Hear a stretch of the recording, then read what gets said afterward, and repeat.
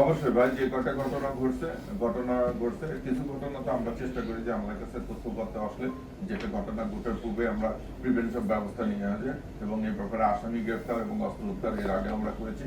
আর ঘটনা ঘটে গেলে যে কটা ঘটনা ঘটেছে এই ঘটনার সঙ্গে যারা সংশ্লিষ্ট ছিল, যারা জড়িত ছিল, তাদেরকে প্রত্যেককে আমরা অ্যারেস্ট করেছি এবং এই ঘটনা নিয়ে প্রত্যেক যারা তাদের বিরুদ্ধে আমরা ব্যবস্থা নিয়েছি। মামলা তারাও চার্জশিটভুক্ত হবে, তাদেরকেও অনেকে অ্যারেস্ট করেছে। কাজে আমরা নির্দ্বিধায় বলতে পারি যে যে কোনো ঘটনা ঘটছে অবশ্যই আমরা তার বিরুদ্ধে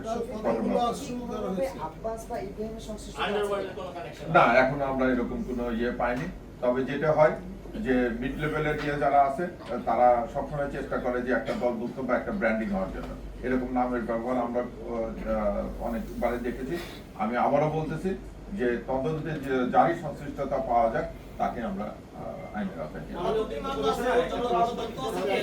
আমরা এখন পর্যন্ত ঢাকায় 5 আগস্টের পরে অন্তত 30 থেকে 35টা হত্যাকাণ্ড দেখলাম। এই হত্যাকাণ্ড প্রতিটাই আমরা যখন কাজ করতে যাই প্রত্যেকটাই দেখলাম রাজনৈতিক সংশ্লিষ্টতা এবং কিছু সংশ্লিষ্ট আছে যারা পেছনে থেকে কাজ করলেও তারা রাজনৈতিক মদত পেয়ে থাকে। আমরা কিন্তু এই জায়গায় আপনারাও ব্রিফ করেছেন অনেকগুলো হত্যাকাণ্ড নিয়ে। প্রত্যেকটা হত্যাকাণ্ডে আপনারা বলেছেন যে কোনো হত্যাকাণ্ডে আমরা রাজনৈতিক হিসাব বিচার করি না, কিন্তু প্রত্যেকটা হত্যাকাণ্ডের পেছনেই কিন্তু রাজনৈতিক কারণ থাকে, রাজনৈতিক দ্বন্দ্ব থাকে, রাজনৈতিক পরিচয় থাকে। তো আমরা এখানে যে সাংবাদিক বা আমরা পুলিশ এই দুইটার মধ্যে শুধু রাজনৈতিক পরিচয়টা হারায় যায় না। রাজনৈতিক পরিচয় হারায় যায় কিছু না। এখানে জানেন যে যে ঘটনা ঘটেছে এবং যাকে টার্গেট করা হয়েছিল দুইজনেরই রাজনৈতিক পরিচয় আছে। আমি কিন্তু তাদের রাজনৈতিক পরিচয় তুলে ধরেছি। আমি সেই জন্য বলতেছি যে রাজনৈতিক ছত্রছায়ায় কেউ সন্ত্রাসী কর্মকাণ্ড করবে এটা আমরা বরদাস্ত করবো না। এখানে যে দুই ব্যক্তির নাম এসেছে আমি কিন্তু নির্দ্বিধায় তাদের নাম বলেছি, তাদের জড়িত তাদের বলেছি এবং তাদের গ্রেফতার করবো এটাও আমরা বলেছি। তাদের রাজনীতিকে আড়াল করার কিছু নাই। এই রাজনৈতিক ব্র্যান্ডিং এ অপরাধী মানে সন্ত্রাসী কর্মকাণ্ড করবে এটা আমরা বরদাস্ত করবো না।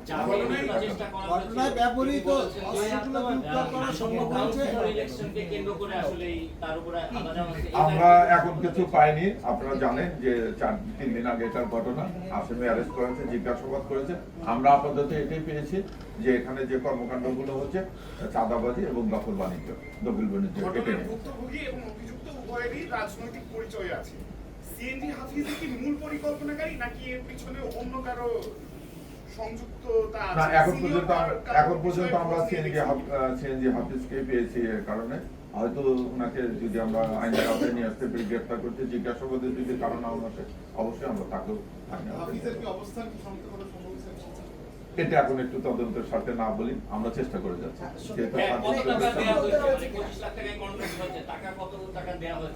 আমরা এভাবে জেনেছি 50,000 টাকা এর আগে যেদিন এখন নিয়েছিল সেদিন দেওয়া হয়েছে, আর এইবার শুধু হোটেল ভাড়া টাড়া এগুলো দেওয়া হয়েছে, খাওয়া দাওয়া এগুলো খরচ করা হয়েছে। বাকি টাকা একটা অস্ত্র উদ্ধার হয়েছে আর একটা অস্ত্র বাইরে আছে, সেটার জন্য আমরা চেষ্টা করছি। সোর্সগুলো আপনারা করতে পারছেন, অস্ত্রের যে সোর্স যেখান থেকে অস্ত্র তারা কিনছে এবং নিয়ে তারপর তারা ব্যবহার করছে, সেই সোর্সগুলো কি আপনারা? আমরা যেহেতু অস্ত্র উদ্ধার করতেছি, সোর্স জেনেই তো অস্ত্র উদ্ধার করছে, অস্ত্র উদ্ধার করলে জানা যায় যে এটা লাস্ট রিসোর্সটা কোথায় বা কোথা থেকে আসছে, এটা আমরা জানতে পারছি। এটা মূল ডিলার কিন্তু হচ্ছে এই ইয়েতে যারা ছত্রছায়া হয় সেটা হচ্ছে এক ইব্রাহিম ভাষা থেকে দ্বিতীয়ত হচ্ছে আব্বাস। ওনারা দুইজন বর্তমান দেশের বাইরে থাকলেও তাদের লোকেরাই কিন্তু এই অস্ত্রগুলো দিচ্ছে। তো সেক্ষেত্রে আমরা গণমাধ্যম কর্মীরা জানলেও আপনারা কেন তাদের লোকগুলোকে শনাক্ত করতে পারছেন? ভাই, আপনি যেটা বললাম যে অস্ত্র উদ্ধার হলো, সেই লোকটা আসলে কোন ব্র্যান্ডিং এ অস্ত্র উদ্ধার করতেছে বা কে? আপনি বললেন যে তারা বিদেশে আছে। আমার অস্ত্রটা যে ক্যারি করতে হবে, অস্ত্র ইয়েটা একটা পজিশন থাকতে হবে। এখন বিদেশ থেকে একটা লোককে যদি আমি বলি যে বিদেশ থেকে উনি এসে আপনাকে অস্ত্র দিয়ে গেছে, এটা তো আসলে গ্রহণযোগ্য হবে না। গ্রহণযোগ্য হবে যার কাছ থেকে আমরা অস্ত্রটা রিকভারি করছি বা যে ব্যবহার করছে, তার সেই পর্যায়ে অস্ত্র যেহেতু উদ্ধার হচ্ছে, আসামি গ্রেফতার হচ্ছে, ব্যবহারকারী বা ক্যারিয়ার, এটা তো তাদেরকে আমরা গ্রেফতার করতেছি, আইনের আওতায় নিয়ে আসতেছে। এখানে তো কাউকে হাইড করার কোনো প্রশ্ন আসে না। ধন্যবাদ।